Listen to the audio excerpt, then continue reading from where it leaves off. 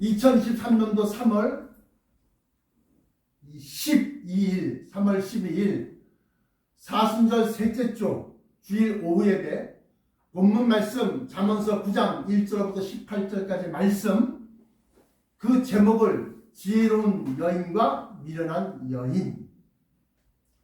잠언서 9장 1절부터 한 구절씩 읽으면서 강에 들어갑니다. 9장 1절, 지혜가 그 집을 짓고 7 기둥을 다듬고 그랬어요. 지혜는 예수 그리스도다. 예수 그리스도는 성육신화로 사람으로 오시기 이전부터 계셨는데 그때는 로고스, 진리로 계셨다. 이 진리는 지혜의 진리, 지혜의 말씀이다. 그래서 지혜라고 하는 것은, 지혜가 그 집을 지었다라고 하는 것은 예수 그리스도가 그리스도교, 기독교를 창시하시고 7 기둥을 다듬고 집을 지탱하고 견디고 딱 버티고 있는 것은 기둥인데, 이 기둥은 7개의 독트린, 7개의 도그마, 7개의 교리를 얘기한다. 그 7개의 기독교 교리는 서론, 신론, 인간론, 기독론, 그 다음에 구원론 또는 성령론, 그 다음에 6번째가 교회론, 7번째가 종말론. 그래서 7개의 기둥이 교회, 교단마다 딱 있어야지만이 이게 집이 무너지지 않고 버티고 서 있는 거예요. 그래서 지혜가 그 집을 지었는데 7개의 기둥을 다듬었다. 그리고 난 다음에 2절에 짐승을 잡으며 포도주를 혼합하여 상을 갖추고, 이 짐승을 잡았다 또는 살찐 소를 잡았다 그러는데, 이 짐승은 계시록 13장을 펴보시면 1절에 내가 보니 바다에서 한 짐승이 나오는다고 짐승을 얘기합니다. 짐승. 뿌리가 10, 머리가 7이라 그 뿌리는 10 왕관이 있고 그 머리들에는 신성 모독하는 이름들이 있더라. 내가 본 짐승은 표범과 비슷하고 그 발은 고물발 같고 그 입은 사자의 입 같은데 용은 뭐예요? 옛뱀, 원수마귀, 사탄. 원래부터의 하나님의 천사장 가운데 하나였던 그 용이 자기 능력과 보좌와 큰 권세를 그에게 주었더라. 그러면서 이 용이 바다에서 올라온 짐승에게 자기의 능력을 주고 또 땅에서 올라오는 짐승은 칼에 상하였다가 다시 살아난 이 용을 갖다가 우상화를 시킨다. 그래서 짐승이라고 하는 것은 뭐요? 원수 마귀. 총 위에 꼭대기에는 옛뱀인 아담과 하와를 끼워서 인류로 하여금 하나님의 말씀을 불순종하게 만드는 것, 죄를 범죄하게 만들고, 그리고 난 다음에 그 사단, 원수마귀가 이 바다의 용, 이사야서에서는 리워야단이라고 합니다. 꼬불꼬불한 거예요. 용. 근데 이 바다에서 올라오는 짐승, 땅에서 올라오는 짐승, 이 땅에서 올라오는 짐승은 적그리스도인데 11절에, 요한계시록 13장 11절에 내가 보면 또 다른 짐승이 땅에서 올라오니, 이건 아까 바다에서 올라왔는데 이번 땅에서 올라오니 어린 양같이 2 뿔이 있고 용처럼 말을 하더라. 그러니까 적그리스도라는 겁니다. 그래서 잠언서 9장 2절로 들어가서 짐승을 잡으며 할 때 이 짐승은 바로 원수마귀 사단을 잡는다는 겁니다. 창세기에 보시면 뱀은 아담의 후손, 여자의 후손, 여자 교회 후손 아들. 그래서 마리아가 이제 교회의 상징인데, 교회의 아들, 그 아들인 예수 그리스도의 발뒤꿈치를 상하게 하고, 여자의 후손은 뱀의 머리를 밟아서 상하게 한다. 그래서 그 원리가 그렇게 되어 있는데, 짐승을 잡았다. 그러니까 그 둘 사이, 어떤 둘, 용과 그리스도, 그 둘 사이에서의 전쟁이 완전히 끝난 거예요. 짐승을 잡고 포도주를 혼합하여 상을 갖추고, 이 포도주는 피를 상징하는 거예요. 피. 응? 근데 그 피는 그리스도의 피. 그리스도의 피는 십자가의 보혈. 저 죽음, 저 피, 저 희생이 내 죄 때문이라고 믿는 모든 자에게 죄사함을 주시는 거예요. 어? 그래서 포도주를 혼합하여 상을 갖췄다라고. 상. 라스트 슈퍼. 뭐요? 마지막 슈퍼마켓이야? 최후의 만찬. 그렇지. 최후의 만찬이야. 그 상을 갖추었다는 상. 그 뭐예요? 구원의 선미를 베푸셨다. 응? 그러면서 자기 여종을 보내야 하고, 그리스도 지혜가 자기 여종, 응? 여종을 보내어 성중 높은 곳에 불러 이르기를 어리석은 자는 이리로 돌이키라. 또 지혜 없는 자에게 이르기를 진리, 지식, 진리 또는 The Mystery of Kingdom of Heaven, 그 천국의 비밀을 모르는 자, 지혜 없는 자에게 이르기를 너는 와서 내 식물을 먹으며 내 혼합한 포도주를 마시고. 내 식물은 뭐요? 내 살이요 내 피요, 진리의 말씀, 또 보혈, 그리고 혼합한 포도주를 마시고 어리석음을 버리고 생명을 얻으라. 이 생명은 성경에서 말하는 생명은 다 뭐라고 그랬어요? 에터널 라이프, 영생이다. 그래서 생명을 얻으라. 그리고 명철의 길을 행하라 하느니라. 이건 6절까지. 1절부터 6절까지는 예수 그리스도 지혜가 있는, 그 지혜는 천국 비밀, The Mystery of Kingdom of Heaven, 그 천국의 비밀이 구원받을 사람들 갖다 선택해서 구원의 원리, 구원의 도리를 갖다 다 베풀어놓고, 그 여종들을 보내어 성중 높은 곳에서 불러 이르기를 하고 사람들 갖다 구원하는 거예요. 구령 사업을 하는 거예요. 그 중에 더러 알기 어려운 것이 있으니 이거 갖다 다른 성경같이 억지로 풀려고 하다가 스스로 멸망에 이르는 거예요. 그럼 어떻게, 알기 어려운 거 어떻게 풀습니까? 억지로 안 풀어. 성령님이 도와주셔서, 그 성령님의 9가지 은사 가운데 지혜의 말씀과 지식의 말씀으로 그 말씀이 우리에게 풀려서 나가는 거예요. 그게 고린도 전서 2장 7절부터 마지막 절까지 내용이에요. 누가 주의 마음을 알아서 주를 가리키겠느냐? 지혜를 가리키겠느냐? 그러나 우리가 주의 마음을 가졌다, 영혼을 가졌다는 거예요. 그렇게 해서 12절에 네가 만일 지혜로우면 그 지혜가 너에게 유익할 것이다. 내가 만일 거만하면, 왜 알기 어려운 것이 덜어있고. 그래서 존 칼뱅, 깔뱅의 기독교 강요라고 했습니다. 창세기부터 쫙 성경만을 다 들어갔다가 교리적으로 풀어놨는데 마지막 계시록은 이건 어려워. 이것도 안 되겠다. 이건 그냥 내버려뒀어. 그랬더니만, 아니 장로교에서 이 계시록 설교하면 뭐 큰일 나는 줄 알아.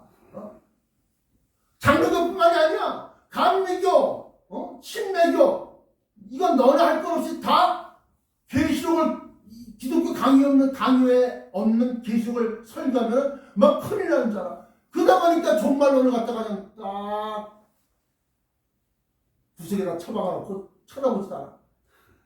그런데 이 마귀들이, 거짓 그리스도, 적 그리스도들이 이걸 설명해 주니까 그냥 놀라는 거지. 그러니까 이전들에게 넘어가는 거야. 그게 다 정명석한테 넘어가고, 그게 다 이만희한테 넘어가는 거야. 이만희 신천지 설교는 일반 교회에서 들어본 설교가 아니야. 새 하늘과 새 땅, 그게 신천지야.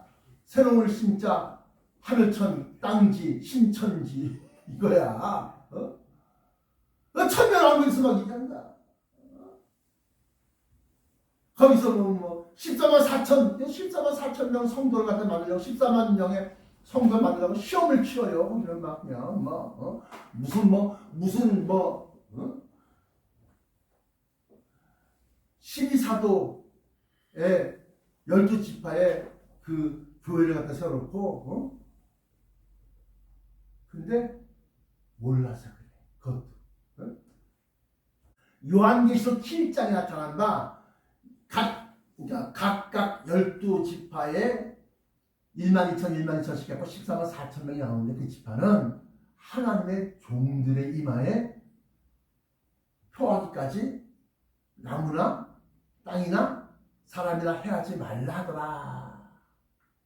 그게 바로 곧 하나님의 종들이야. 그 하나님의 종들은 보라 내 종이 높이 들려서 지극히 형통하리니 이사야서에 나와 있는 예수 그리스도를 갖다가 종으로 표현합니다. 아들이지만 주님의 일을 하니까. 그런데 그 하나님의 종들도 역시 마찬가지로 하나님의 자녀인 동시에 하나님의 일을 하기 때문에 종들이야. 하나님의 종들이야. 이 종은 시온성 안에서 일반 백성들이 부리는 종이 아니라 하나님의 일, 곧 치리하고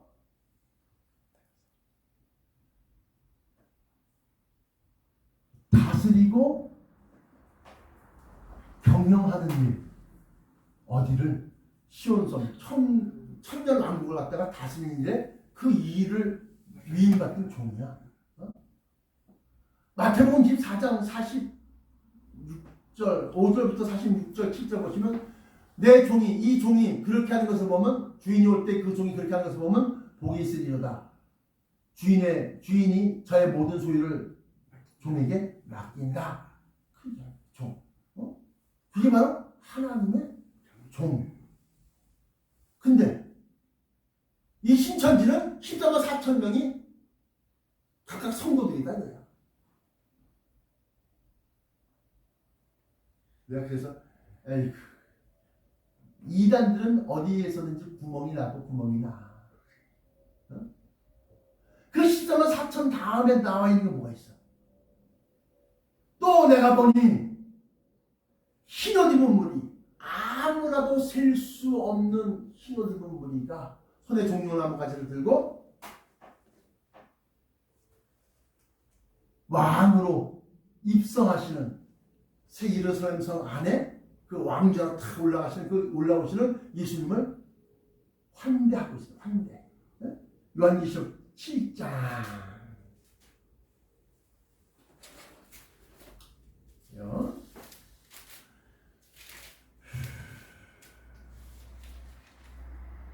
(7장 3절) 이르되 우리가 우리 하나님의 종들의 이마에 인치기까지 땅이나 바다나 나무들을 해하지 말라 하더라고. 하나님의 종들의 이마. 그래갖고 그 하나님의 종들이 내가 인침받은 자의 수를 드리는 이스라엘 자손의 각 지파 중에서 인침받은 자들이 14만 4천이니 하면서 14만 4천이라고. 이건 하나님의 종들이야. 그런데 일반 성도들은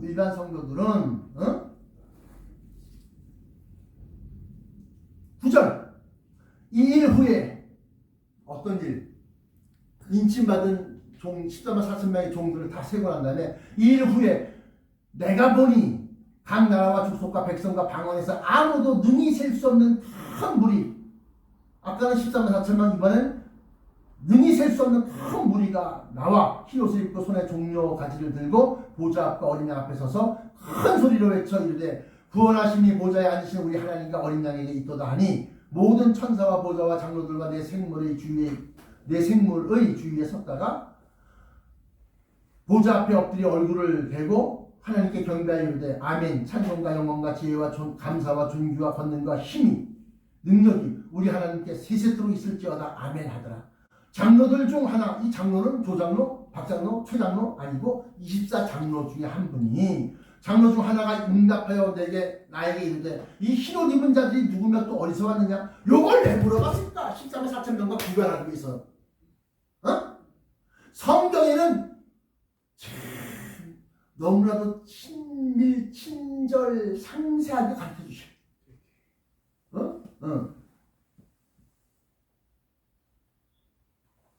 이 신을 입은 자들이 누군가 또 어디서 왔느냐? 그걸 왜 물어봤냐? 각 12지파마다 12지파의 12,000명과 구분하기 14만 4천 명과 구분하기 위해서 물어보시는 거예요. 내가 말하기를 내 주여 당신이 아시나이다 하니 그가 나더러 이르되 이는 큰 하늘에서 나오는 자들인데 어린 양의 피에 그 옷을 쓰시게 아니느냐. 요런 부분들이 어디 나오느냐? 마태복음을 보시면 마태복음 14장 보시면 이렇게 기록하고 있습니다. 마지막 그 큰 환란에서 얘기하면서 잘 보세요. 그 날들을 감하지 아니할 것이며 모든 육체가 구원 얻지 못할 것이며 그러나 택하신 자들을 위하여 그 날들을 감하시리라. 뺀다는 겁니다. 근데 무슨 말이 나와 있느냐? 연 앞에 20절에 마태복음 14장 20절에 너희가 도망하는 일이 겨울이나 안식일이 되지 않도록 기도하라. 이는 그때 큰 환난이 있겠습니다. 이거 뭔 소리예요? 겨울과 안식일, 성일 이런 날이 끼어 있을 때 45일간의 큰 전쟁이 일어난다는 겁니다.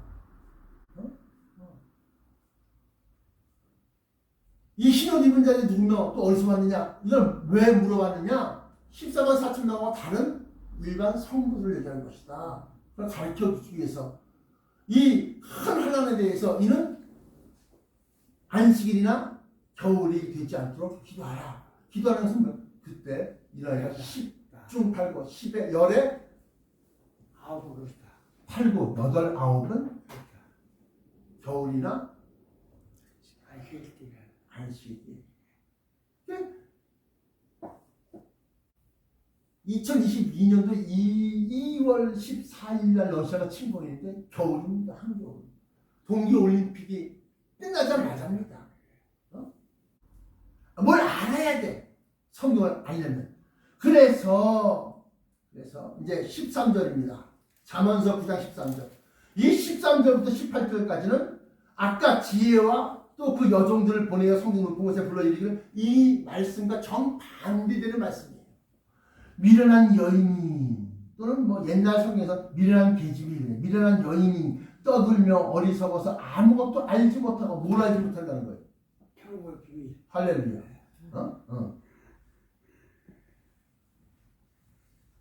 천계비를 모르는 거예요.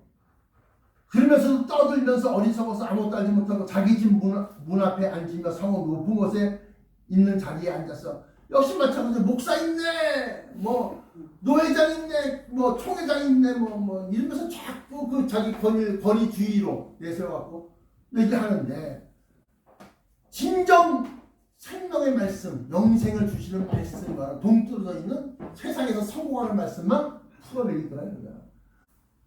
자기 집 문에 앉으며 자기 교단이야. 자기 교단의 높은 자리야. 자기 집 문에 앉으며 성읍 높은 곳에 있는 자리에 앉아서 자기 길을 바로 가는 행인들을 불러 이르되 자기 길을 바로 간다는 건 제대로 된 교회, 제대로 된 영생 있는 말씀을 듣는 교회를 다니는데 쏙쏙쏙쏙쏙쏙 꺼려갖고 교회는 큰 교회 다녀야 돼. 그래야지 도움을 받고 그래야지 뭐 필요한 데 써먹고 도움을 받지. 자기 길을 바라보는 행위를 불러 이르되 어리석은 자는 이리로 돌이키라. 또 지혜 없는 자에게 이르기를 지혜가 없으니까 도둑질하는 물이 달고 어서 주워드는 것 같다. 다시 리바이벌 하는 거야. 근데 처음 최초로 얘기한 데는 한 100명, 120명밖에 안 돼. 근데 그걸 듣고서 다 각색하고 막 꾸미고 이러저러 돼가지고 한 데는 막 그냥 3.4만 명 그래. 여기 보면 3만 4천 명만 이래. 이거 왜 이래? 가보니까 몰라라. 어디가 원조, 어디가 진짜인지 어떻게 할까요? 그 책이면 몇 년도에 누가 더 먼저 발행을 했느냐? 이 사람은 73년도에, 이 사람은 80년도, 이 사람은 90년도. 그럼 누가 제일 먼저 이 말씀을 갖다가 얘기한 거야? 73년도야. 동영상 같으면은 6년 전에 올렸어. 근데 이 사람은 2년 반, 뭐 1년 6개월 전에 올렸어. 그럼 누가 원조야? 6년 전에 올린 사람이 원조지. 그 사람보다 먼저 말씀을 증거하고 책 내고 뭐 하고 있어 나와봐. 그럼 그 사람이 원조야. 응? 이건 문서학, 고문서학 또는 사본학에서 어떤 게 원조냐, 어떤 게 그걸 복사하고 사본 베껴 쓴 거냐, 그걸 갖다가 판별할 때 쓰는 가장 보편적이고 일반적이고 가장 확실한 판별법이야. 판별법. 응? 그 지혜 없으니까 도둑질한 물이 달고, 이 도둑질한 물은 뭐요? 물, 생명수, 뭐 말씀, 은혜. 응? 또 몰래 먹는 떡이 맛이 있다는거다. 이게 뭐요? 이게 양식이라는 거예요. 물, 몰래 먹는 물, 몰래 먹는 떡, 훔쳐 먹는 떡, 응? 이거. 그건 뭐요? 자기 것이 아니라는 거지. 응? 17절에 도둑질한 물이 달고, 내 건데 내가 왜 도둑질하겠어? 남의 것이니까 도둑질하는 거지. 몰래 먹는 떡이 맛이 있다는다. 몰래 먹는 떡. 왜 몰래 먹어? 남한테 들킬까봐. 18절 그러면서 오직 그 어리석은 자는 죽은 자들, 어리석은 자는 뭐요? 지혜 없는 자. 어리석은 자는 이리로 돌이키라, 또 지혜 없는 자에게 이르기로, 거기에 넘어간 사람들을 얘기하는 거야. 오직 그 어리석은 자는 죽은 자들이 거기 있는 것과 그의 객들이 수올 깊은 곳에 있는 것을 알지 못하느니라. 이건 좀 더 쉽게 이해하기 쉽게 설명하면, 자기가 열심히 신앙생활을 한다고 신앙생활을 하지만 자기 그 가는 길이 멸망으로 인도하는 거야. 멸망. 그 알지 못하는 이라 이거. 응? 우리는 보면서 믿어. 우리는 확인하고 믿어.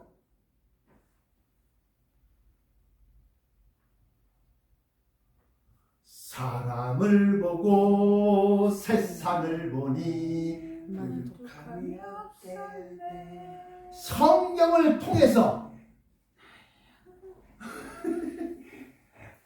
성경을 통해서 세상을 보고 사람을 보니까 지금 일어나는 일을 보니까 이게 어디쯤 왔다는 거 알아요.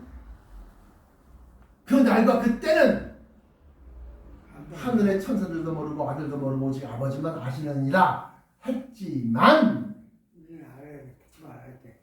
데살로니가 전서 5장 3절에 3절부터 6절까지 너희는 빛의 아들이라. 도적이 너희를 갖다가 도적같이 그날에 너희에게 임하지 못한다. 데살로니가전서 5장 3절부터 그들이 평안하다 안전하다 할 그때 임신한 여자에게 해산의 고통이 이른 것 같이 멸망이 갑자기 그들에게 이르리니 결단코 피하지 못하리라. 4절 형제들아 너희는 어둠에 있지 아니하며 그날이 도적같이 너희에게 임하지 못하리니. 여러분들이 어둠에 임했으면 우크라이나가, 터키의 지진이, 뭐 중국이 무슨 아휴 그냥 세상 잠이 쉬는 거야. 그런데 여러분들은 깨어 있어. 저건 이건데. 저건 이건데. 땅이 흔들리고 땅이 갈라지고 땅이 깨어지고 저건데. 우리는 깨어 있단 말이에요. 그래서 저게 지금 주님 오시기 전에 일어날 일들 중에 하나구나. 그럼 우리 알아. 너희는 거짓 그리스도를 거짓 선자들로 말미암아서 미혹받지 않도록 주의하라. 보라 내가 너희에게 미리 말하였노라. 그리고 난 다음에 그때 인자의 징조가 하늘에서 보이겠고 이게 나오는 거예요. 우리는 깨어있단 말이야. 깨어있으니까 형제들아 너희는 어둠에 있지 아니하며 그날이 도둑같이 너희에게 임하지 못하리니 너희는 나 빛의 아들이요 낮의 아들이라. 우리가 밤이나 어둠에 속하지 아니하나니 그러므로 우리는 다른 일과 같이 자지 말고 잔다는 것은 뭐야? 세상 잠에 취한다. 세상 즐거움, 세상 남들 다 주식하다 주식 나 비트코인 세상 잠에 이리 불러 저리 불러 세상 잠에 취해 그건 뭐다 그건 잠자는 거야. 세상 영광 쫓아다니면서 세상 잠에 다른 일같이 자지 말고 오직 깨어 근신할지니라. 자는 자는 밤에 자고 취하는 자는 밤에 취하되 우리는 낮에 속하였으니 정신을 차리고 믿음과 사랑과 호심경 사랑의 호심경을 비추고 구원의 소망에 투구를 쓰자. 뭐 이렇게 나와 있습니다. 데살로니가서 5장 3절부터 7절 8절까지 그러면 우리는 뭐요? 그 정확한 년, 월, 일, 시는 모르지만 아하 왔구나. 다 왔구나. 다 됐구나. 점점 급박함을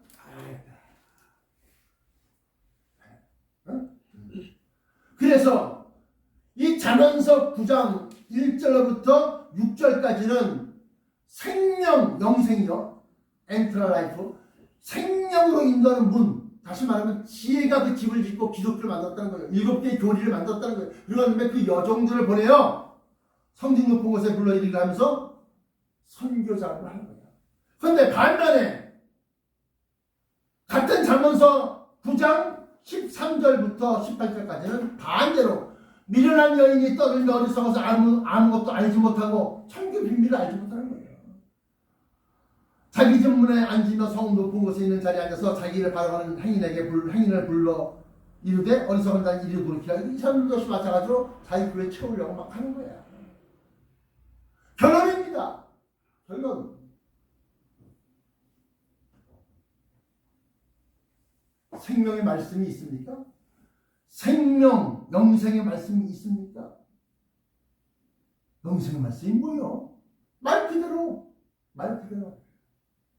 죄사함, 부활, 변화체, 들림, 공중 혼인잔치.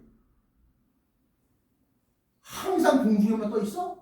후활하기 3년만 지나면 내려와야지. 어디로? 시온산 위로. 시온성. 그리고 천년왕국. 이 영생의 말씀이 있습니까?